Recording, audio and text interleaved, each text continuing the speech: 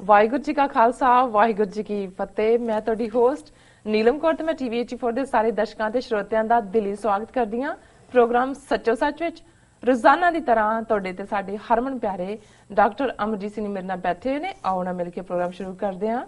ਜੀ ਡਾਕਟਰ ਸਾਹਿਬ, ਵਾਹਿਗੁਰੂ ਜੀ ਕਾ ਖਾਲਸਾ ਵਾਹਿਗੁਰੂ ਜੀ ਕੀ ਫਤਿਹ। ਹਾਂਜੀ, ਵਾਹਿਗੁਰੂ ਜੀ ਕਾ ਖਾਲਸਾ ਵਾਹਿਗੁਰੂ ਜੀ ਕੀ ਫਤਿਹ ਜੀ ਡਾਕਟਰ ਸਾਹਿਬ, ਤੁਹਾਡਾ ਬਹੁਤ ਬਹੁਤ ਸਵਾਗਤ ਪ੍ਰੋਗਰਾਮ ਸੱਚੋ ਸੱਚ ਵਿੱਚ। Thank you so much. ਜੀ ਡਾਕਟਰ ਸਾਹਿਬ, ਅੱਜ 20 ਜਨਵਰੀ 2016 8 ਮਾਘ ਨਾਨਕਸ਼ਾਹੀ ਸੰਮਤ 547 ਦਾ ਦਿਨ ਹੈ ਤੇ ਡਾਕਟਰ ਸਾਹਿਬ ਪ੍ਰੋਗਰਾਮ ਦੇ ਸ਼ੁਰੂ ਵਿੱਚ ਤੁਸੀਂ ਅੱਜ ਕਿਹੜੀਆਂ ਅਹਿਮ ਘਟਨਾਵਾਂ ਸਾਡੇ ਦਰਸ਼ਕਾਂ ਨਾਲ ਸਾਂਝੀਆਂ ਕਰਨ ਜਾ ਰਹੇ ਹੋ? ਦੇਖੋ,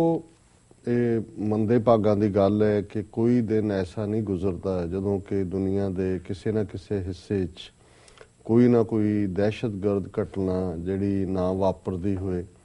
ਔਰ ਖਾਸ ਤੌਰ ਤੇ ਜਦੋਂ ਕੁਝ ਵੀ ਸਾਡੇ ਗੁਆਂਢ 'ਚ ਵਾਪਰਦਾ ਹੈ, ਸਾਊਥ ਏਸ਼ੀਆ 'ਚੋਂ ਨੇਪਾਲ ਹੋਏ, ਸ੍ਰੀਲੰਕਾ ਹੋਏ, ਬੰਗਲਾਦੇਸ਼ ਹੋਏ, ਭਾਰਤ ਹੋਏ, ਅਫਗਾਨਿਸਤਾਨ, ਪਾਕਿਸਤਾਨ ਹੋਏ ਜੀ, ਤੇ ਇੱਕਦਮ ਸਾਡਾ ਸਿੱਖ ਬਟਨ ਔਨ ਹੁੰਦਾ ਹੈ ਇਹ ਸਮਝਣ ਦੇ ਲਈ, ਦੇਖਣ ਦੇ ਲਈ ਕਿ ਇੱਕ ਪਾਸੇ ਮਨੁੱਖੀ ਪੀੜ ਹੈ, ਮਨੁੱਖੀ ਦਰਦ ਹੈ, ਔਰ ਦੂਸਰੇ ਪਾਸੇ ਇਹ ਸਾਰਾ ਘਟਨਾਕ੍ਰਮ ਕਿਵੇਂ ਸਾਡੇ ਕੌਜ਼ ਨੂੰ, ਸਾਡੀ ਕੌਮ ਨੂੰ, ਸਾਡੀ ਸੱਭਿਅਤਾ ਨੂੰ ਕਿਵੇਂ ਪ੍ਰਭਾਵਿਤ ਕਰੇਗਾ। ਜੀ, ਬੇਸ਼ੱਕ ਅਸੀਂ ਭਾਰਤ ਔਰ ਪਾਕਿਸਤਾਨ ਦੇ ਵਿੱਚ ਜਦੋਂ ਕੋਈ ਹਾਂ ਪੱਖੀ ਗੱਲ ਹੁੰਦੀ ਹੈ, ਜੇ ਮੋਦੀ ਰਾਏਵਿੰਡ ਗਿਆ, ਉਹਨੇ ਸੋਸ਼ਲ ਡਿਪਲੋਮੇਸੀ ਕੀਤੀ, ਬਿਰਿਆਨੀ ਖਾਧੀ, ਤੇ ਫਿਰ ਲੱਗਣ ਲੱਗ ਗਿਆ ਸੀ ਕਿ ਵੀ ਸ਼ਾਇਦ ਦੋਨਾਂ ਦੇਸ਼ਾਂ ਦੇ ਵਿੱਚ ਇੱਕ ਚੰਗਾ ਮੋੜ ਜਿਹੜਾ ਗੱਲਬਾਤ ਦੇ ਰਾਹੀਂ ਉਸ ਦੀ ਸ਼ੁਰੂਆਤ ਹੋਏ। ਪਰ ਫਿਰ ਇੱਕਦਮ ਬਾਅਦ ਪਠਾਨਕੋਟ ਦੀ ਘਟਨਾ ਵਾਪਰੀ। ਅਜੇ ਤੱਕ ਵੀ ਕਾਫੀ ਕੁਝ ਜਿਹਨੂੰ ਕਹਿੰਦੇ ਨੇ ਵੀਲ ਆਫ ਮਿਸਟਰੀ, ਇੱਕ ਜਿਹੜਾ ਰਹੱਸ ਦਾ ਪਰਦਾ ਉਸ ਸਾਰੇ ਦੇ ਉੱਤੇ ਖਬਰਾਂ ਇੱਥੋਂ ਤੱਕ ਹੀ ਮਹਿਦੂਦ ਹੋ ਗਈਆਂ ਕਿ ਸਲਿੰਦਰ ਸਿੰਘ, ਉਸ ਦਾ ਲਾਈ ਡਿਟੈਕਟਰ ਟੈਸਟ ਹੋ ਗਿਆ, ਉਹਨੇ ਕੀ ਕਿਹਾ, ਇਹਨੇ ਕੀ ਕਿਹਾ, ਪੈਟੀ ਸਮਗਲਰਸ ਦਾ ਕੰਮ ਸੀ, ਸਮਗਲਰਸ ਨੇ ਜਿਹੜਾ ਗੋਲਡ ਜਾਂ ਦੂਜੇ ਦੀ ਥਾਂ ਤੇ ਇਸ ਵਾਰੀ ਬੰਦੇ ਸਮਗਲ ਕਰ ਦਿੱਤੇ। ਲੇਕਿਨ ਕੌਣ ਇਹਦੇ ਬਿਹਾਈਂਡ ਹੈ, ਪਿੱਛੇ ਹੈ, ਬਿਆਨਬਾਜ਼ੀਆਂ ਹੋਈਆਂ ਕਿ ਜੀ ਜੈਸ਼ੇ ਮੁਹੰਮਦ ਹੈ ਜਾਂ ਦੂਸਰਾ। ਪਾਕਿਸਤਾਨ ਨੇ ਵੀ ਜਿਹੜਾ ਉਹ ਥੋੜਾ ਬਹੁਤ ਉਸ ਕਿਸਮ ਦੇ ਪ੍ਰਚਾਰ ਦੇ ਪ੍ਰਭਾਵ ਥੱਲੇ ਆਪਣਾ ਰੋਲ ਅਦਾ ਕੀਤਾ। ਕੁੱਲ ਮਿਲਾ ਕੇ ਜਿਹੜੀ ਸੈਕਟਰੀ ਲੈਵਲ ਗੱਲਬਾਤ ਸੀ ਉਹ ਅੱਗੇ ਚਲੀ ਗਈ ਤੇ back to the square one ਜਿਹਨੂੰ ਕਿਹਾ ਜਾਂਦਾ। ਹੁਣ ਅਸੀਂ ਜਦੋਂ ਦੋਨੋਂ ਪਾਸੇ ਟਿਟ ਫॉर ਟੈਟ ਦੇਖਦੇ ਹਾਂ, ਔਰ ਜੇ ਇਸ ਪੈਟਰਨ ਨੂੰ ਦੇਖਿਆ ਜਾਏ ਵੀ ਜਦੋਂ ਹੀ ਕੋਈ ਇਧਰ ਦਹਿਸ਼ਤਗਰਦ ਘਟਨਾ ਹੁੰਦੀ ਹੈ, ਥੋੜੀ ਦੇਰ ਬਾਅਦ ਬੜੀ ਜ਼ੋਰਦਾਰ ਘਟਨਾ ਫਿਰ ਪਾਕਿਸਤਾਨ 'ਚ ਹੁੰਦੀ ਹੈ, ਤੇ ਜਦੋਂ ਪਾਕਿਸਤਾਨ 'ਚ ਕੁਝ ਹੋ ਕੇ ਹਟਦਾ ਹੈ ਉਸ ਦਾ ਕੁਛ ਨਾ ਕੁਛ ਪ੍ਰਭਾਵ ਇਧਰ ਜਿਹੜਾ ਬਾਅਦ 'ਚ ਨਜ਼ਰ ਆ ਰਿਹਾ ਹੁੰਦਾ ਹੈ। ਔਰ ਇਹਦੇ 'ਚ ਕੋਈ ਸ਼ੱਕ ਨਹੀਂ ਹੈ ਕਿ ਦੋਨੋਂ ਪਾਸੇ ਦੀਆਂ ਏਜੰਸੀਆਂ, ਔਰ ਖਾਸ ਤੌਰ ਤੇ ਇਸ ਵੇਲੇ ਜਦੋਂ ਕਿ ਅਮਰੀਕਾ ਔਰ ਨੈਟੋ ਜਿਹੜੀਆਂ ਫੋਰਸਿਸ ਨੇ ਅਫਗਾਨਿਸਤਾਨ 'ਚੋਂ ਨਿਕਲ ਰਹੀਆਂ ਨੇ, ਤਾਲਿਬਾਨ ਦੇ ਨਾਲ ਗੱਲਬਾਤ ਦਾ ਦੌਰ ਜਿਹੜਾ ਉਹ ਪਾਕਿਸਤਾਨ ਰਾਹੀਂ ਚੱਲ ਰਿਹਾ। ਪਾਕਿਸਤਾਨ ਇੱਕ ਆਪਣਾ ਪ੍ਰਭਾਵ ਰੱਖਦਾ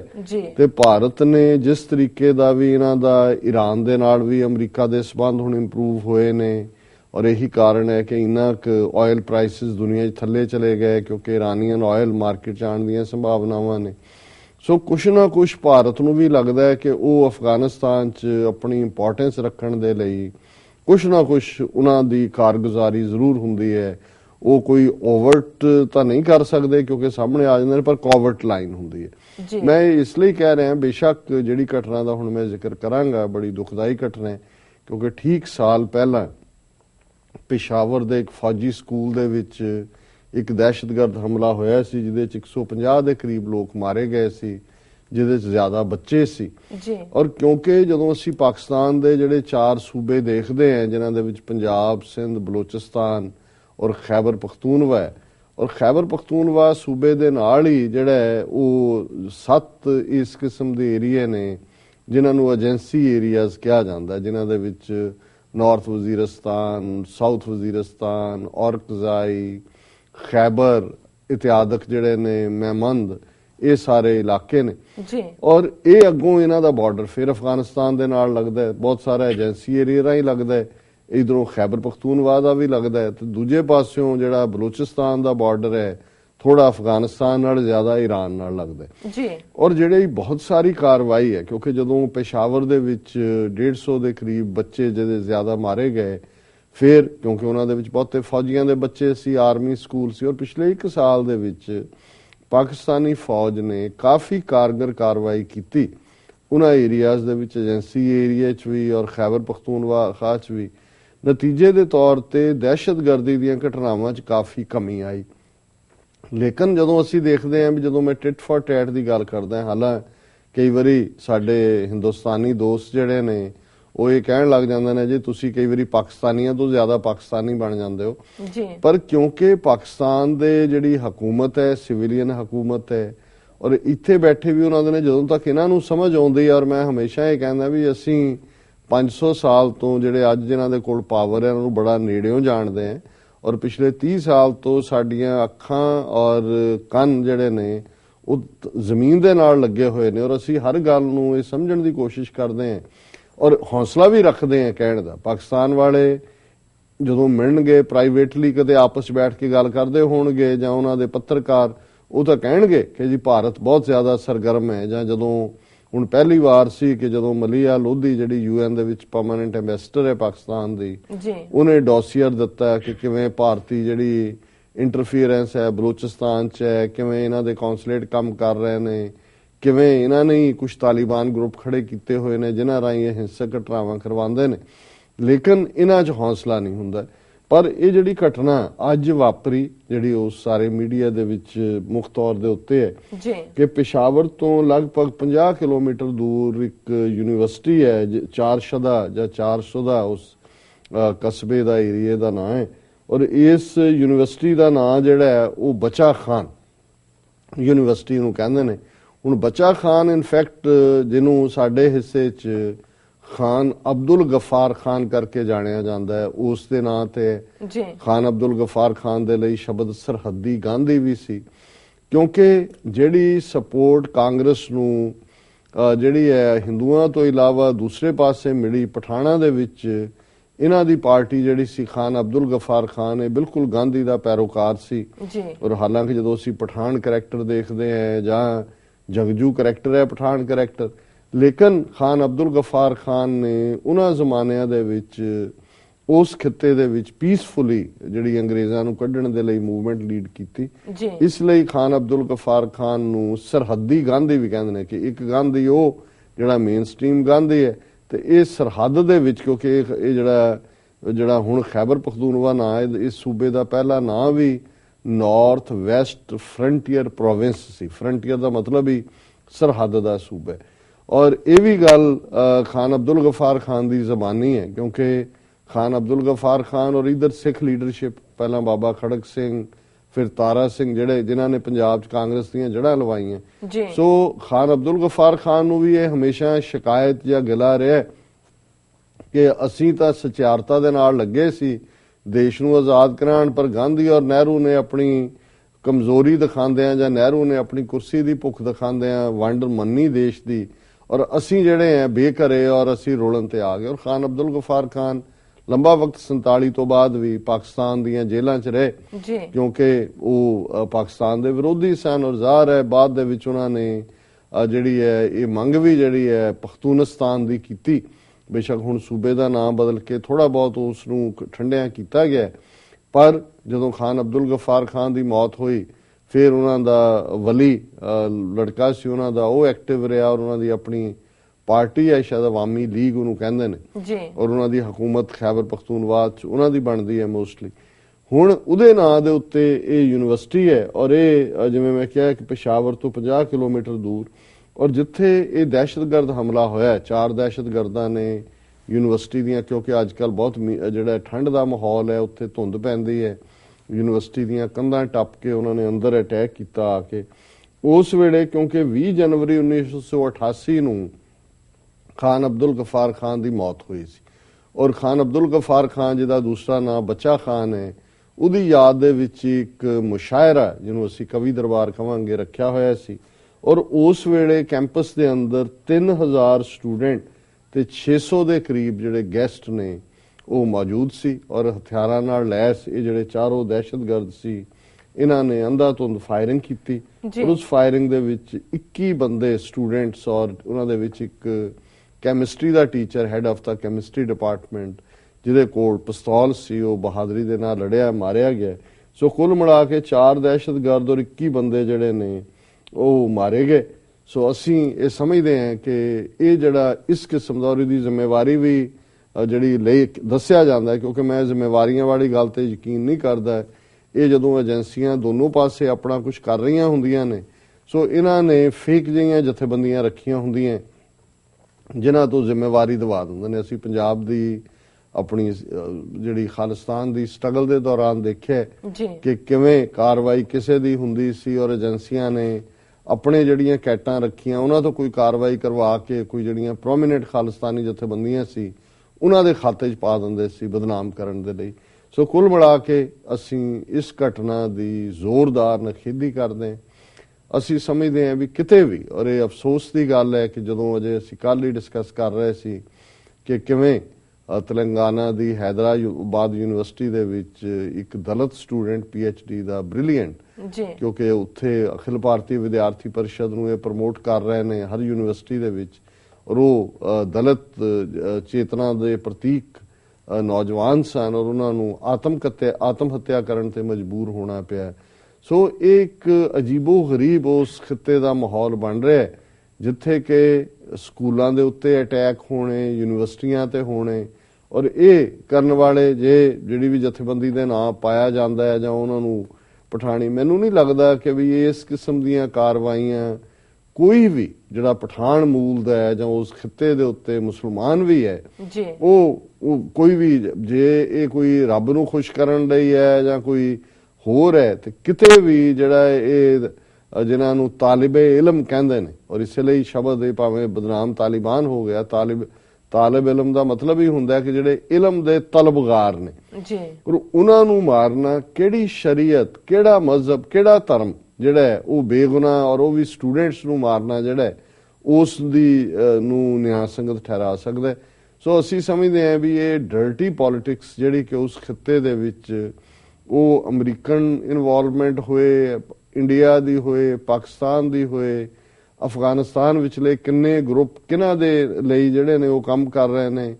ਕਿਹਨਾਂ ਤੋਂ ਪੈਸੇ ਲੈ ਕੇ ਕੰਮ ਕਰਦੇ ਨੇ, ਪਰ ਕੁੱਲ ਮਿਲਾ ਕੇ ਅਸੀਂ ਸਮਝਦੇ ਹਾਂ ਵੀ ਇਹੋ ਜਿਹੀਆਂ ਘਟਨਾਵਾਂ ਜਿਹੜੀਆਂ, ਔਰ ਜੇ ਇਹੀ ਘਟਨਾ ਭਾਰਤ 'ਚ ਵਾਪਰੀ ਹੁੰਦੀ ਤਾਂ ਹੁਣ ਤੱਕ ਭਾਰਤ ਦੇ ਮੀਡੀਆ ਨੇ, ਦੂਜੇ ਨੇ, ਸਭ ਪਾਕਿਸਤਾਨ ਦੇ ਖਾਤੇ 'ਚ ਪਾਇਆ ਹੋਣਾ ਸੀ ਕਿ ਜੀ ਦੇਖੋ ਪਾਕਿਸਤਾਨ ਦੀ ISI ਨੇ ਆਹ ਕਰਤਾ, ਉਹ ਕਰ ਦਿੱਤਾ। ਪਰ ਅਸੀਂ ਸਮਝਦੇ ਹਾਂ ਵੀ ਪਾਕਿਸਤਾਨੀ ਫੌਜ ਨੇ ਬੜੀ ਸਟੇਬਿਲਿਟੀ ਦੇ ਨਾਲ ਜਿਵੇਂ ਪਿਛਲੇ 1 ਸਾਲ ਦੇ ਵਿੱਚ ਇਹਨਾਂ ਨੂੰ ਡੀਲ ਕੀਤਾ, ਔਰ ਮੈਂ ਸਮਝਦਾ ਵੀ ਕਈ ਵਾਰ ਜਿਹੜੇ ਲੋਕ ਔਨ ਦਾ ਰਨ ਹੁੰਦੇ ਨੇ, ਮਿਲੀਟੈਰੀਲੀ ਉਹ ਕਾਊਂਟਰ ਨਹੀਂ ਕਰ ਸਕਦੇ, ਉਹ ਸੌਫਟ ਟਾਰਗੇਟ ਚੁਣਦੇ ਨੇ। ਇਹ ਸੌਫਟ ਟਾਰਗੇਟ ਹੈ, ਤੁਸੀਂ ਔਰਤਾਂ ਤੇ ਹਮਲਾ ਕਰ ਦਿਓ, ਰਿਲੀਜੀਅਸ ਪਲੇਸ ਤੇ ਜਿੱਥੇ ਲੋਕ ਕੋਈ ਬੰਦਗੀ ਕਰ ਰਹੇ ਨੇ ਜਾਂ ਦੁਆ ਕਰ ਰਹੇ ਨੇ ਉੱਥੇ ਹਮਲਾ ਕਰ ਦਿਓ, ਯੂਨੀਵਰਸਿਟੀਆਂ 'ਚ ਕਰ ਦਿਓ। ਸੋ ਇਹ ਇੱਕ ਪਾਸੇ ਸ਼ੋਅ ਵੀ ਕਰਦਾ ਹੈ ਕਿ ਬਈ ਇਹ ਔਨ ਦਾ ਵੇਨ ਹੈ ਜਾਂ ਔਨ ਦਾ ਰਨ ਹੈ, ਪਰ ਅਸੀਂ ਇਸ ਘਟਨਾ ਦੀ ਨਿਖੇਧੀ ਕਰਦੇ ਹਾਂ। ਪਰ ਦੂਸਰੇ ਪਾਸੇ ਜਦੋਂ ਅਸੀਂ ਇੱਕ ਪਾਸੇ ਤਾਂ ਇਹ ਚੱਲ ਰਿਹਾ ਔਰ ਅਸੀਂ ਇਸ ਦਾ ਨੋਟਿਸ ਲਿਆ, ਹੁਣ ਜਿਹੜੀਆਂ ਘਟਨਾਵਾਂ ਸਾਡੇ ਪੰਜਾਬ 'ਚ ਵਾਪਰ ਰਹੀਆਂ, ਔਰ ਜਿਵੇਂ ਅਸੀਂ ਕੱਲ ਵੀ ਜ਼ਿਕਰ ਕੀਤਾ ਸੀ ਕਿ ਪਿਛਲੇ ਦਿਨੀ ਖਬਰ ਆਈ ਕਿ ਕਿਵੇਂ 14 ਜਨਵਰੀ ਵਾਲੇ ਦਿਨ ਦਰਬਾਰ ਸਾਹਿਬ ਦੀ ਪਰਿਕਰਮਾ 'ਚ ਆ ਕੇ ਇੱਕ ਸੇਵਾਦਾਰ ਜਿਹੜਾ ਕਿ ਸੇਵਾ ਤੇ ਸੀ, ਉਹਦੇ ਗੋਲੀ ਲੱਗੀ, ਦਸਤਾਰ 'ਚੋਂ ਲੱਗ ਕੇ, ਛਾਤੀ 'ਚੋਂ ਲੱਗ ਕੇ ਜ਼ਖਮ ਹੋਇਆ, ਔਰ ਉਹ ਖਬਰ ਇੱਕਦਮ ਗਾਇਬ ਹੋ ਗਈ ਜੀ। ਹੋਇਆ ਜੀ ਪੁਲਿਸ ਕਮਿਸ਼ਨਰ, ਪੁਲਿਸ ਦਾ ਆਇਆ SSP, ਉਹਨੇ ਕਿਹਾ ਜੀ ਅਸੀਂ ਦੇਖ ਰਹੇ ਹਾਂ ਇਹ ਪੱਕੀ ਰਫਲ ਹੈ, ਪੁਲਿਸ ਨੂੰ ਹੀ ਅਲਾਟ ਹੁੰਦੀ ਜਲਿਆਂਵਾਲੇ ਬਾਗ ਵਾਲੇ ਪਾਸੇ, ਪਰ ਉਸ ਤੋਂ ਬਾਅਦ ਕੋਈ ਬਰੀਫਿੰਗ ਨਹੀਂ। ਅਗਲੇ ਦਿਨ ਘਟਨਾ ਹੋ ਗਈ ਕਿ ਜੀ ਲੁਧਿਆਣੇ ਦੇ ਵਿੱਚ ਸ਼ਾਖਾ ਦੇ ਬਾਹਰ ਜਿੱਥੇ RSS ਸ਼ਾਖਾ ਲਾਉਂਦਾ ਹੈ ਉੱਥੇ 2 ਨੌਜਵਾਨ ਉਹਨਾਂ ਨੇ ਗੋਲੀ ਚਲਾਣੀ ਸੀ, ਉਹ ਚੱਲੀ ਨਹੀਂ, ਔਰ ਫਲਾਣਾ ਫਿਰ ਆਇਆ ਜੀ ਇੱਕ ਸਿੱਖ ਨੌਜਵਾਨ ਫੜ ਲਿਆ, ਸਾਰਾ ਪੰਜਾਬ DGP ਬਰੀਫ ਕਰ ਰਿਹਾ, ਦੂਜਾ ਕਰ ਰਿਹਾ। ਔਰ ਅਸੀਂ ਜਦੋਂ ਦਰਬਾਰ ਸਾਹਿਬ ਦੇ ਅੰਦਰ ਇਹ ਗੋਲੀ ਲੱਗਣ ਦੀ ਘਟਨਾ ਹੋਈ, ਅਸੀਂ ਉਸੇ ਦਿਨ ਉਹਦਾ ਨੋਟਿਸ ਲਿਆ ਸੀ ਜੀ, ਔਰ ਮੈਂ ਕਿਹਾ ਸੀ ਕਿ ਵੀ ਇਹਨੂੰ ਤੁਸੀਂ ਐਵੇਂ ਨਾ ਦੇਖੋ, ਇਹ ਉਹੀ ਘਟਨਾਕ੍ਰਮ ਹੈ ਜਿਹੜਾ ਗੁਰੂ ਗ੍ਰੰਥ ਸਾਹਿਬ ਦਾ ਸਰੂਪ ਬੁਰਜ ਜਵਾਹਰ ਸਿੰਘ ਵਾਲਾ 'ਚ ਚੋਰੀ ਹੁੰਦਾ ਹੈ, ਬਰਗਾੜੀ ਦੇ ਵਿੱਚ ਕਿਸ ਤਰੀਕੇ ਦੇ ਨਾਲ ਫਿਰ ਪੀਸਫੁਲੀ ਪ੍ਰੋਟੈਸਟ ਕਰ ਰਹੇ ਸਿੱਖਾਂ ਦੇ ਉੱਤੇ ਗੋਲੀ ਚਲਾ ਕੇ ਭਾਈ ਗੁਰਜੋਤ ਸਿੰਘ ਔਰ ਭਾਈ ਕ੍ਰਿਸ਼ਨ ਭਗਵਾਨ ਸਿੰਘ ਨੂੰ ਸ਼ਹੀਦ ਕਰ ਦਿੱਤਾ ਜਾਂਦਾ ਹੈ। ਜੇ ਪੰਜਾਬ ਦੇ ਵਿੱਚ ਬਹੁਤ ਇਸ ਦੇ ਉੱਤੇ ਜਿਹੜਾ ਹੈ ਉਹ ਲੋਕਾਂ ਦੇ ਵਿੱਚ ਬੇਚੈਨੀ ਹੁੰਦੀ ਹੈ, ਬੰਦ ਹੁੰਦੇ ਨੇ, ਰਸਤੇ ਰੋਕੇ ਜਾਂਦੇ ਨੇ, ਤੇ ਬਾਦਲ ਸਰਕਾਰ ਜੇ ਆਰਡਰ ਕਰਦੀ ਹੈ ਕਿ ਜੀ ਅਸੀਂ ਇਨਕੁਆਇਰੀ CBI, ਤੇ ਉਹ ਸਿਰਫ ਸਰੂਪ ਚੋਰੀ ਕਰਨ ਵਾਲੀ ਘਟਨਾ ਜਾਂ ਪੱਤਰੇ ਖਿਲਰਨ ਤੱਕ ਹੈ, ਬਰਗਾੜੀ ਕਾਂਡ ਨੂੰ ਉਹ ਬਿਲਕੁਲ ਇਗਨੋਰ ਕਰ ਦਿੰਦੇ ਨੇ ਵੀ ਗੋਲੀ ਕਿਹਦੇ ਆਰਡਰ ਤੇ ਚਲਾਈ, ਕਿਹਨੇ ਚਲਾਈ। ਹਾਲਾਂਕਿ ਇਹ ਖੁਸ਼ੀ ਦੀ ਗੱਲ ਹੈ, ਔਰ ਅੱਜ ਅਸੀਂ ਚਾਹਾਂਗੇ ਕਿ ਦਰਸ਼ਕ TV 84 ਨਿਊਜ਼ ਨੂੰ ਜ਼ਰੂਰ ਦੇਖਣ। ਭਾਈ ਹਰਪਾਲ ਸਿੰਘ ਚੀਮਾ ਜਿਹੜੇ ਅਕਾਲੀ ਦਲ ਪੰਚ ਪ੍ਰਧਾਨੀ ਨਾਲ ਵੀ ਸੰਬੰਧਿਤ ਰਹੇ ਨੇ, ਐਡਵੋਕੇਟ ਨੇ, ਹਿਊਮਨ ਰਾਈਟਸ ਨਾਲ ਸੰਬੰਧਿਤ ਵੀ ਨੇ, ਉਹਨਾਂ ਦੇ ਐਫਰਟ ਦੇ ਨਾਲ ਜਸਟਿਸ ਕਾਟਜੂ ਜਿਹੜੇ ਰਿਟਾਇਰਡ ਸੁਪਰੀਮ ਕੋਰਟ ਜਸਟਿਸ ਨੇ, ਉਹਨਾਂ ਨੇ 1 ਮੈਨ ਕਮਿਸ਼ਨ ਐਲਾਨ ਕੀਤਾ ਔਰ ਉਹ 30-31 ਜਨਵਰੀ ਤੇ 1 ਫਰਵਰੀ ਨੂੰ ਬਰਗਾੜੀ ਦੇ ਵਿੱਚ ਓਪਨ ਹੀਅਰਿੰਗ ਕਰਨਗੇ। ਮੁੱਦੇ ਇਹੀ ਨੇ ਕਿ ਪੁਲਿਸ ਨੇ ਗੋਲੀ ਕਿਉਂ ਚਲਾਈ ਔਰ ਕਿਉਂ ਨਹੀਂ, ਜਿਨ੍ਹਾਂ ਨੇ ਚਲਾਈ ਉਹਨਾਂ ਦੇ ਖਿਲਾਫ ਕੇਸ ਕਿਉਂ ਨਹੀਂ ਰਜਿਸਟਰ ਕੀਤਾ ਗਿਆ ਔਰ ਇਹ ਸਾਰੀਆਂ ਇਹਦੀ ਵਜ੍ਹਾ ਕੀ ਸੀ। ਲੇਕਿਨ ਜਿਹੜਾ ਇਸ ਕਮਿਸ਼ਨ ਦੀ ਗੱਲ ਜਿਹੜੀ ਆ ਹੁਣ 30-31 ਔਰ 1 ਨੂੰ ਉੱਥੇ ਹੋਏਗੀ। ਲੇਕਿਨ ਮੈਂ ਹੁਣ ਇਸ ਤੋਂ ਬਾਅਦ ਅਸੀਂ ਦਰਬਾਰ ਸਾਹਿਬ 'ਚ ਗੋਲੀ ਦੀ ਘਟਨਾ ਦੇਖਦੇ ਹਾਂ 14 ਜਨਵਰੀ ਨੂੰ ਜੀ, ਔਰ ਅੱਜ ਜਦੋਂ ਕਿ ਅਸੀਂ ਇਹ 20 ਜਨਵਰੀ ਨੂੰ ਗੱਲ ਕਰ ਰਹੇ ਹਾਂ, ਕੱਲ ਬੀਤੇ ਜਿਹੜੀ ਖਬਰ ਅੱਜ ਆਈ ਹੈ ਗੁਰਦੁਆਰਾ ਮੁਕਤਸਰ ਸਾਹਿਬ, ਇਹ ਦੂਸਰਾ ਸਾਡਾ ਜਿਹੜਾ ਮੇਨ ਹਿਸਟੋਰੀਕਲ ਮੁਕਾਮ ਹੈ ਜਿੱਥੇ ਕਿ ਮਾਘੀ ਦਾ ਹੁਣੇ ਹੀ ਜਿਹੜਾ ਵੱਡੇ ਸਮਾਗਮ ਹੋ ਕੇ ਹਟੇ ਨੇ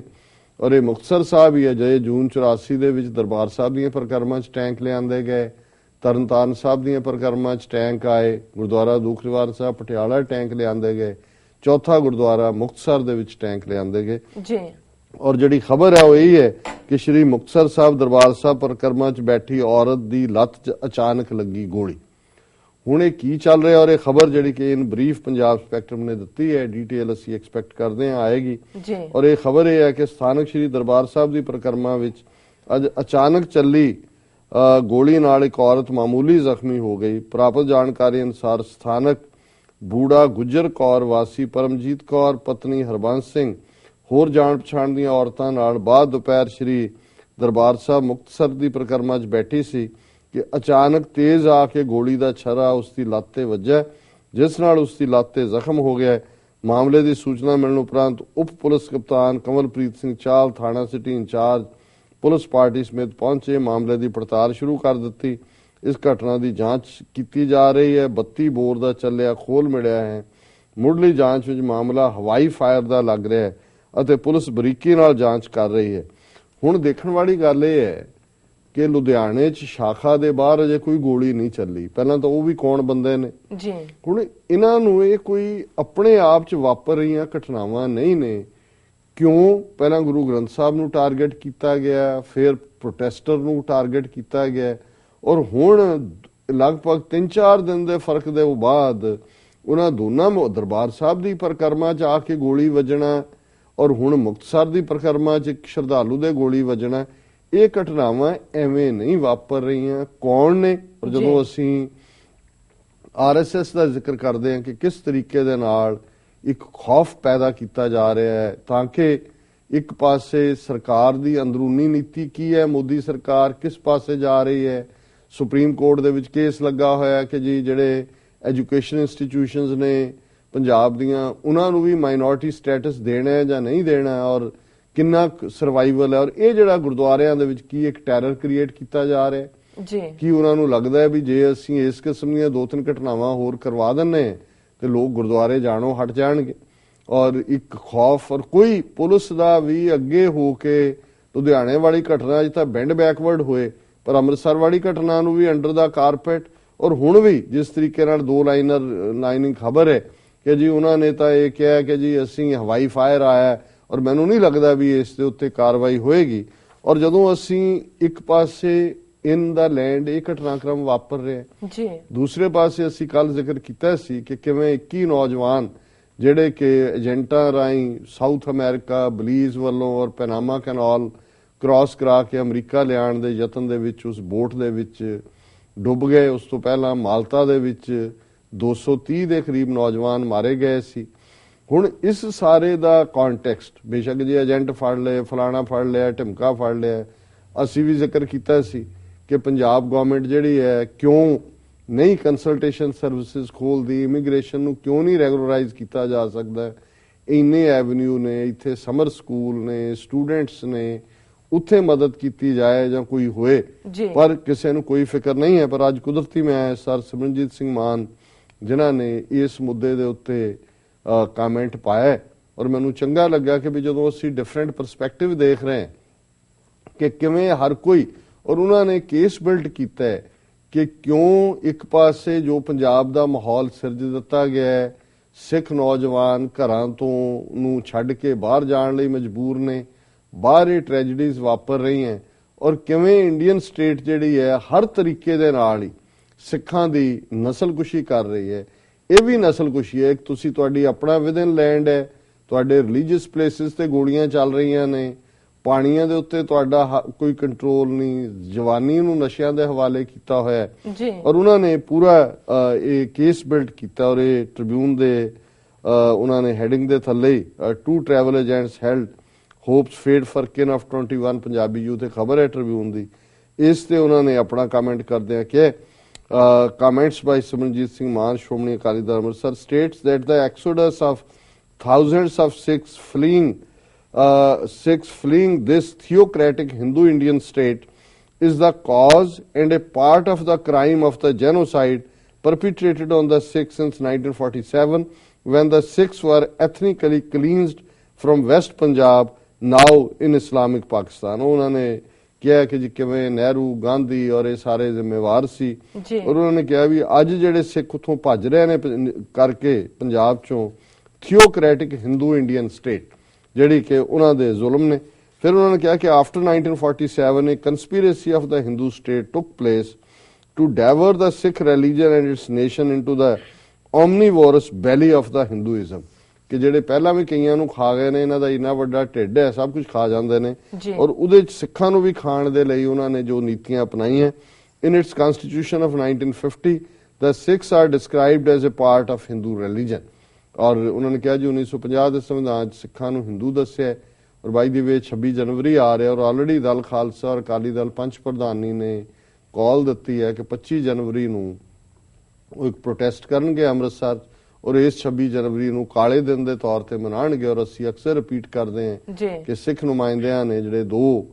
ਕਾਂਸਟੀਟਿਊਐਂਟ ਅਸੈਂਬਲੀ 'ਚ ਸੀ ਦਸਤਖਤ ਨਹੀਂ ਸੀ ਕੀਤੇ ਭਾਰਤੀ ਸੰਵਿਧਾਨ ਤੇ, ਕਿ ਇਹ ਸਾਡੇ ਨਾਲ ਕੀਤਾ ਗਿਆ ਧੋਖਾ ਹੈ, ਬਿਟਰੇਅਲ ਹੈ, ਅਸੀਂ ਨਹੀਂ ਮੰਨਦੇ, ਔਰ ਉਸ ਦਾ ਜ਼ਿਕਰ ਹੀ ਮਾਨ ਸਾਹਿਬ ਨੇ ਕੀਤਾ। As a result of this policy, the Hindu state began carving out Indian states on the basis of language, but the Sikh majority state of Punjab was left out of this reorganization process, and large tracts of non-Punjabi speaking areas were attached to the Punjab. This policy of leaving the Sikhs and the state out of the reorganization policy led to the hurt, and the Sikhs went into peaceful agitation। ਉਹਨਾਂ ਨੇ ਕਿਹਾ ਜੀ ਸੰਵਿਧਾਨ ਬਣਨ ਤੋਂ ਬਾਅਦ language ਦੇ ਆਧਾਰ ਤੇ ਸੂਬੇ ਬਣੇ, ਪੰਜਾਬੀ ਨੂੰ ਪਹਿਲਾਂ ਡਿਨਾਈ ਕੀਤਾ ਗਿਆ, ਪਰ ਜੇ ਉਹਨਾਂ ਨੇ ਬਣਾਇਆ ਤੇ ਬਹੁਤ ਸਾਰੇ ਜਿਹੜੇ ਸਾਡੇ ਪੰਜਾਬੀ ਬੋਲਣ ਵਾਲੇ ਇਲਾਕੇ ਸੀ ਉਹ ਦੂਸਰੀਆਂ ਸਟੇਟਾਂ ਨੂੰ ਦੇ ਦਿੱਤੇ, ਔਰ ਇਹਦੇ ਨਾਲ ਸਾਡਾ ਨੁਕਸਾਨ ਹੋਇਆ। When sense prevailed with the Hindu state after some 60,000 Sikhs were sent to the jail, the Union government considered the demand of the Sikhs, but again the Union left out many Punjabi-speaking districts by not amalgamating them with the reorganized Punjab। उन्होंने कहा जी ਅਸੀਂ 60,000 ਬੰਦਿਆਂ ਦੀ ਗ੍ਰਿਫਤਾਰੀ ਦਿੱਤੀ, ਫਿਰ Indian state ਜੇ ਮੰਨੀ ਪੰਜਾਬੀ ਸੂਬੇ ਲਈ, ਕਿਉਂਕਿ ਪਹਿਲਾਂ ਪੰਜਾਬ ਦੇ ਵਿੱਚ ਜਿਹੜਾ ਉਹਨਾਂ ਨੇ ਕਿਹਾ ਸੀ ਕਿ ਨਾਨ ਪੰਜਾਬੀ ਸਪੀਕਿੰਗ ਏਰੀਆ ਸਾਡੇ ਨਾਲ ਆਤੇ ਸੀ, ਗੁੜਗਾਵਾਂ ਤੇ ਰੋਹਤਕ ਤੇ ਹਿਸਾਰ, ਤਾਂ ਕਿ ਸਿੱਖਾਂ ਦੀ ਆਬਾਦੀ ਘੱਟ ਹੋਏ। ਔਰ ਫਿਰ ਜਦੋਂ 60,000 ਸਿੱਖਾਂ ਨੇ ਕੁਰਬਾਨੀ ਦਿੱਤੀ, ਜੇਲ੍ਹਾਂ 'ਚ ਗਏ ਤੇ ਪੰਜਾਬੀ ਸੂਬਾ ਬਣਾਉਣ ਲੱਗੇ, ਉਹਨਾਂ ਨੇ ਪੰਜਾਬੀ ਬੋਲਣ ਵਾਲੇ ਇਲਾਕੇ ਜਿਹੜੇ ਨੇ ਉਹ ਕੱਢ ਦਿੱਤੇ, ਔਰ ਜਿਹੜੇ such Punjabi speaking districts were attached with the Haryana and Himachal Pradesh states. Punjab's legitimate claims to its rivers as per Riparian International accepted principles were not applied to the Punjab, and the headworks of these rivers were given to Himachal Pradesh। ਕਿ ਉਹਨਾਂ ਨੇ ਪੰਜਾਬੀ ਬੋਲਦੇ ਇਲਾਕੇ ਵੀ ਕੱਢ ਦਿੱਤੇ ਜੀ। ਅੰਤਰਰਾਸ਼ਟਰੀ ਕਾਨੂੰਨ ਜਿਹੜਾ ਰਾਈਪੇਰੀਅਨ ਲਾਅ ਹੈ ਕਿ ਦਰਿਆਵਾਂ ਦੇ ਕੰਢੇ ਵਸਣ ਵਾਲੇ ਲੋਕਾਂ ਦਾ ਹੀ ਹੱਕ ਹੁੰਦਾ ਹੈ, ਉਹ ਵੀ ਉਹਨਾਂ ਨੇ ਹੈਡਵਰਕਸ ਹਿਮਾਚਲ ਨੂੰ ਦੇ ਦਿੱਤੇ, ਔਰ ਉਹ ਖੁਦ ਜਿਹੜਾ ਸੈਂਟਰ ਨੇ ਰੱਖ ਲਏ। We know that these headworks on rivers can be used strategically to flood the two Punjabs, the east with the Sikhs and the west with the Muslims. That is why our party's policy is to have the UN guard control and administrator over these headworks। ਹੁਣ headworks Himachal ਜਾਂ Bhakra Beas management board ਕੋਲ ਨੇ, ਔਰ ਉਹਨਾਂ ਨੇ ਕਿਹਾ ਮਾਨ ਸਾਹਿਬ ਨੇ ਵੀ ਦੋਨੋਂ ਹੀ ਪੰਜਾਬ ਜਿਹੜੇ ਨੇ ਜਦੋਂ ਕੰਟਰੋਲ ਹੈ, ਇਹ ਜਦੋਂ ਮਰਜ਼ੀ ਪੰਜਾਬ 'ਚ ਹੜ ਲਿਆ ਦੇਣ, ਇਧਰਲਾ ਸਿੱਖ ਪੰਜਾਬ ਤਬਾਹ ਕਰ ਦੇਣ ਜਾਂ ਮੁਸਲਮਾਨ ਪੰਜਾਬ ਜਿਹੜਾ ਵੈਸਟ ਪੰਜਾਬ। ਉਹਨਾਂ ਨੇ ਕਿਹਾ ਇਸ ਲਈ ਸਾਡੀ ਮੰਗ ਹੈ ਕਿ ਯੂਨਾਈਟਿਡ ਨੇਸ਼ਨਸ ਦੇ ਗਾਰਡ ਹੋਣ ਔਰ ਕੰਟਰੋਲ ਹੋਏ ਨੇ ਹੈਡਵਰਕਸ ਦੇ ਉੱਤੇ। This agitation mode carried on through the Kapuri Morcha and finally the Dharmyuddh Morcha, culminating in Operation Blue Star, an inhuman and foul military ingress into the sacred premises of Darbar Sahib in Amritsar in 1984। ਉਹਨਾਂ ਨੇ ਕਿਹਾ ਜੀ ਕਿ ਅਸੀਂ ਕਪੂਰੀ ਮੋਰਚਾ ਧਰਮਯੁੱਧ ਮੋਰਚਾ ਸਿੱਖਾਂ ਨੇ ਲਾਇਆ ਹੈ, ਪਰ ਅਖੀਰ ਉਹਨਾਂ ਨੇ ਆਪਰੇਸ਼ਨ ਬਲੂ ਸਟਾਰ ਔਰ ਇੱਕ ਗੰਦਾ ਫੌਜੀ ਆਪਰੇਸ਼ਨ ਜਿਹਦੇ ਥੱਲੇ ਉਹਨਾਂ ਨੇ ਸਾਡੇ ਦਰਬਾਰ ਸਾਹਿਬ ਦੀ ਪਵਿੱਤਰਤਾ ਨੂੰ ਭੰਗ ਕੀਤਾ 1984 ਚ। Indira Gandhi then the Prime Minister of Hindu state involved Great Britain and Soviet Union armies into this barbaric operation in which over 20,000 innocent Sikh pilgrims, women, children and the elderly were massacred। ਉਹਨਾਂ ਨੇ ਕਿਹਾ ਕਿ ਇੰਦਰਾ ਗਾਂਧੀ ਜਿਹੜੀ ਕਿ ਇੱਕ ਜ਼ਾਲਮ ਉਹਨੇ great Britain ਬਰਤਾਨੀਆ ਔਰ ਸੋਵੀਅਤ ਯੂਨੀਅਨ ਨੂੰ ਦੀਆਂ ਫੌਜਾਂ ਦੀ ਮਦਦ ਵੀ ਲੈ ਕੇ ਉਹਨਾਂ ਨੇ ਇਹ ਜਿਹੜਾ ਦਰਬਾਰ ਸਾਹਿਬ ਔਰ ਦੂਸਰੀਆਂ ਥਾਵਾਂ ਤੇ ਹਮਲਾ ਕਰਕੇ 20,000 ਤੋਂ ਜ਼ਿਆਦਾ ਬੇਗੁਨਾਹ ਸਿੱਖ ਬੱਚੇ ਬੱਚੀਆਂ ਔਰਤਾਂ ਬਜ਼ੁਰਗ ਮਾਰੇ। With this slaughter the genocide of the Sikh people began ਕਿ ਇਸ ਤੋਂ ਬਾਅਦ ਫਿਰ ਫੁੱਲ ਸਕੇਲ ਸਿੱਖਾਂ ਦੀ ਨਸਲਕੁਸ਼ੀ ਦਾ ਦੌਰ ਸ਼ੁਰੂ ਹੋਇਆ। Later that year in 1984 Indira Gandhi's son Rajiv Gandhi in this very November ordered the mass murders of Sikhs into Delhi and all states of the Union of the North। ਫਿਰ ਇੰਦਰਾ ਗਾਂਧੀ ਦੇ ਪੁੱਤਰ ਰਾਜੀਵ ਗਾਂਧੀ ਨੇ ਨਵੰਬਰ 84 ਦੇ ਵਿੱਚ ਜਿਹੜੇ ਨੇ ਦਿੱਲੀ ਔਰ ਹੋਰ ਥਾਵਾਂ ਦੇ ਉੱਤੇ ਸਿੱਖਾਂ ਦੀ ਨਸਲਕੁਸ਼ੀ ਕੀਤੀ। After these crimes of genocide, killings of the Sikhs who spoke against Hindu state carried on with impunity। Only last year in 2015, one Sikh was shot dead in Jammu, and in Faridkot district, 2 innocent Sikhs were shot dead by the police again with impunity। On 1st June 2015, under the Badal BJP government in Punjab, the holy scriptures of the Sikhs were not only stolen, but their contents were rolled into balls and scattered into the muck carrying drains। These are insults to the Sikh religion that have become unbearable to the Sikhs at large। ਉਹਨਾਂ ਨੇ ਕਿਹਾ ਕਿ ਜੀ ਗੱਲ ਸਿੱਖਾਂ ਦੇ genocide ਦੀ ਲਗਾਤਾਰਤਾ ਨਾਲ ਉਦੋਂ ਤੋਂ ਚੱਲ ਰਹੀ ਹੈ। ਪਿਛਲੇ ਸਾਲ 2015 ਜੰਮੂ ਦੇ ਵਿੱਚ ਇੱਕ ਸਿੱਖ ਨੂੰ ਮਾਰ ਮੁਕਾਇਆ ਗਿਆ ਸੀ। ਫਿਰ ਫਰੀਦਕੋਟ ਜ਼ਿਲ੍ਹੇ ਜਿਹਦਾ ਮਤਲਬ ਬਰਗਾੜੀ ਹੈ 2 ਸਿੱਖਾਂ ਨੂੰ ਮਾਰਿਆ ਗਿਆ। 1 ਜੂਨ 2015 ਨੂੰ ਗੁਰੂ ਗ੍ਰੰਥ ਸਾਹਿਬ ਦੇ ਸਰੂਪ ਚੋਰੀ ਹੋਏ। ਫਿਰ ਪੰਜਾਬ ਦੇ ਵਿੱਚ ਉਹਨਾਂ ਨੂੰ ਖਿਲਾਰਿਆ ਗਿਆ ਔਰ ਇਸ ਤਰੀਕੇ ਦੇ ਨਾਲ ਸਿੱਖਾਂ ਦੇ ਧਰਮ ਦੀ ਇਨਸਲਟ ਹੋ ਰਹੀ ਹੈ ਜਿਹੜੀ ਸਾਡੇ ਲਈ ਦੁਨੀਆ ਭਰ 'ਚ ਬੈਠੇ ਸਿੱਖਾਂ ਲਈ ਨੂੰ ਸਹਾਰਨਾ ਮੁਸ਼ਕਲ ਹੈ। As a Hindu state policy, through its Sikh quislings like Prakash Singh Badal and Captain Amrinder Singh, the Union Hindu state has reduced the educational quality of education in the rural areas of the Punjab to a farce, so that the Sikhs remain semi-educated and do not think about freedom and independence। कि Hindu state ने अपने गद्दार टौंट बटौंट प्रकाश सिंह बादल और captain Amarinder Singh वर्गियां राही ਪੰਜਾਬ ਦੇ ਵਿੱਚ education ਦਾ level ਪਿੰਡੂ ਇਲਾਕਿਆਂ 'ਚ ਖਾਸ ਤੌਰ ਤੇ ਇੰਨਾ ਥੱਲੇ ਸੁੱਟ ਦਿੱਤਾ ਹੈ ਤਾਂ ਕਿ ਸਿੱਖ ਬੱਚੇ ਬੱਚੀਆਂ ਅਨਪੜ੍ਹ ਰਹਿਣ ਜਾਂ ਅਧਕਰੜ ਪੜ੍ਹੇ ਰਹਿਣ ਔਰ ਉਹ ਆਜ਼ਾਦੀ ਔਰ ਫਰੀडम ਐਂਡ ਇੰਡੀਪੈਂਡੈਂਸ ਬਾਰੇ ਸੋਚ ਵੀ ਨਾ ਸਕਣ। To make matters worse the Hindu state through its Sikh quislings has introduced dangerous drugs amongst the Sikh youth। ਆਪਣੇ ਇਹਨਾਂ ਟੌਂਟ ਪਟੌਂਟਾਂ ਰਾਹੀਂ ਹਿੰਦੂ ਸਟੇਟ ਨੇ ਪੰਜਾਬ ਦੇ ਵਿੱਚ ਡਰੱਗਸ ਦਾ ਵੀ ਜਿਹੜਾ ਬੋਲਬਾਲਾ ਕੀਤਾ। These drugs enter the Punjab through its border with Pakistan, brought in by petty smugglers। ਸਮਗਲਰਾਂ ਰਾਹੀਂ ਇਹ ਡਰੱਗਸ ਪੰਜਾਬ ਦੇ ਵਿੱਚ ਪਾਕਿਸਤਾਨ ਤੋਂ ਲਿਆਂਦੀਆਂ ਜਾਂਦੀਆਂ। These scalawags are patronized by Punjab police, the BSF and the politicos in power। ਇਹਨਾਂ ਸਾਰੇ ਜਿਹੜੇ ਇਹ ਸਮਗਲਰ ਨੇ ਇਹਨਾਂ ਨੂੰ ਪੁਲਿਸ BSF ਔਰ ਸਿਆਸਤਦਾਨ ਜਿਹੜੇ ਨੇ ਉਹਨਾਂ ਦੀ ਪੁਸ਼ਤ ਪਨਾਈ ਹੈ। Mothers do not know what to do with their children becoming druggies, high on heroin, smack, cocaine, ganja, opium etc। ਮਾਵਾਂ ਨੂੰ ਪਤਾ ਨਹੀਂ ਲੱਗਦਾ ਕਿ ਉਹ ਆਪਣੇ ਬੱਚੇ ਜਿਹੜੇ ਕਿ ਹੈਰੋਇਨ ਦੇ ਵਿੱਚ ਸਮੈਕ, ਕੋਕੇਨ, ਗਾਂਜਾ, ਓਪੀਅਮ ਦਾ ਇਸਤੇਮਾਲ ਕਰ ਰਹੇ ਨੇ, ਡਰੱਗੀ ਬਣ ਰਹੇ ਨੇ, ਉਹ ਕੀ ਕਰਨ। ਅਖੀਰਲਾ ਪਹਿਲਾ ਗ੍ਰਾਫ ਹੈ। With all these factors of the Hindu state following such genocidal policies and practices, the Sikhs are fleeing in their hundreds to seek refuge in distant lands। ਇਹ ਕੇਸ ਉਹਨਾਂ ਨੇ ਬਿਲਡ ਕੀਤਾ ਹੈ ਕਿ ਇਹ ਰੀਜ਼ਨ ਹੈ ਕਿ ਹਜ਼ਾਰਾਂ ਦੀ ਗਿਣਤੀ ਦੇ ਵਿੱਚ ਭਾਰਤ ਦੀਆਂ ਜਿਹੜੀਆਂ ਇਹ ਜੈਨੋਸਾਈਡਲ ਨਸਲਕੁਸ਼ੀ ਵਾਲੀਆਂ ਨੀਤੀਆਂ ਤੋਂ ਬਚਣ ਲਈ ਹਜ਼ਾਰਾਂ ਦੀ ਗਿਣਤੀ ਸਿੱਖ ਜਿਹੜੇ ਨੇ ਭੱਜ ਰਹੇ ਨੇ ਆਪਣੀ ਧਰਤੀ ਤੋਂ ਤਾਂ ਕਿ ਬਾਹਰਲੇ ਮੁਲਕਾਂ ਦੇ ਵਿੱਚ ਆ ਕੇ ਉਹ ਸ਼ਰਨ ਲੈ ਸਕਣ। This theocratic Hindu-Indian state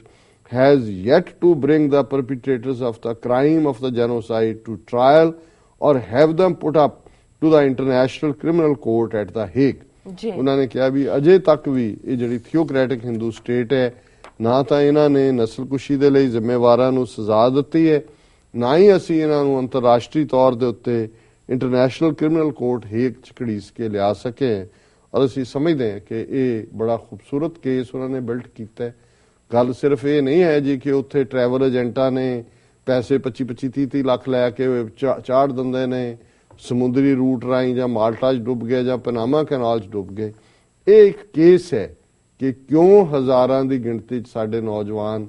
ਆਪਣੀ ਧਰਤੀ ਨੂੰ ਛੱਡ ਕੇ ਦੌੜ ਰਹੇ ਨੇ। ਡਰੱਗਸ ਨੇ, ਨਸਲਕੁਸ਼ੀ ਹੈ,